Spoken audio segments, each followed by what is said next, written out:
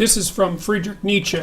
Of course, you probably know that he was the philosopher who announced the death of God. And what he meant by that was that the fundamental metaphysics that underlie Western culture had lost their foundation, and that the consequence of that would be the disintegration of the idea of value itself, especially of value hierarchies. And he thought of the inevitable consequence of that, or one of the inevitable consequences of that, a dramatic move towards a doctrine of radical equality. See, because if value itself is destroyed, the value distinction between things, so that not one thing is not any better than another, then there's no reason for hierarchies of virtue or of value.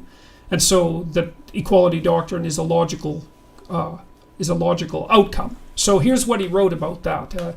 It's in Thus Spake Zarathustra, which is a somewhat poetic work, not really characteristic of most of Nietzsche's writings, but I think this is very useful quotation to end this off with. Behold, this is the hole of the tarantula. Do you want to see the tarantula itself? Here hangs its web. Touch it so that it trembles. There it comes willingly. Welcome, tarantula. Your triangle and symbol sits black on your back. And I also know what sits in your soul. Revenge sits in your soul. Wherever you bite, black scabs grow. Your poison makes the soul whirl with revenge. Thus I speak to you in a parable. You who make souls whirl, you preachers of equality.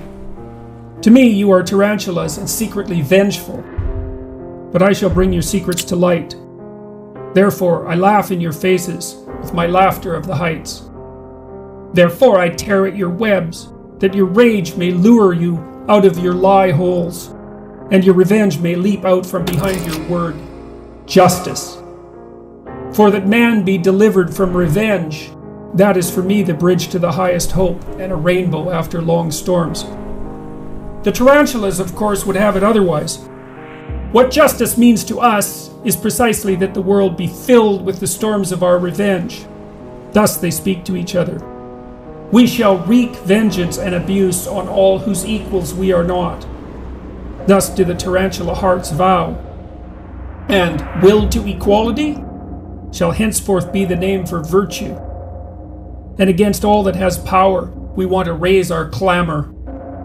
You preachers of equality, the tyrannomania of impotence clamors thus out of you for equality.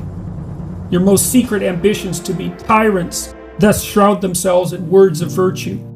Aggrieved conceit, repressed envy, perhaps the conceit and envy of your fathers, erupt from you as a flame and as the frenzy of revenge. What was silent in the Father speaks in the Son, and I often found the Son the unveiled secret of the Father. They are like enthusiasts, but it is not the heart that fires them, but revenge. And when they become elegant and cold, it is not the spirit, but envy that makes them elegant and cold. Their jealousy leads them even on the paths of thinkers. And this is the sign of their jealousy. They always go too far, till their weariness must in the end lie down to sleep in the snow. Out of every one of their complaints sounds revenge. In their praise there is always a sting, and to be a judge seems bliss to them. But thus I counsel you, my friends, mistrust all in whom the impulse to punish is powerful. They are people of a low sort and stock. The hangman and the bloodhound look out of their faces. Mistrust all who talk much of their justice. Verily, their souls lack more than honey, and when they call themselves the good and the just, do not forget that they would be Pharisees if only they had power. My friends, I do not want to be mixed up and confused with others. Some preach my doctrine of life and are at the same time preachers of equality and tarantulas. Although they are sitting in their holes, these poisonous spiders, with their backs turned on life, they speak in favor of life, but only because they wish to hurt.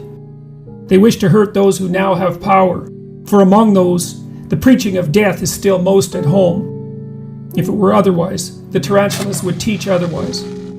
They themselves were once the foremost slanderers of the world and burners of heretics. I do not wish to be mixed up and confused with these preachers of equality.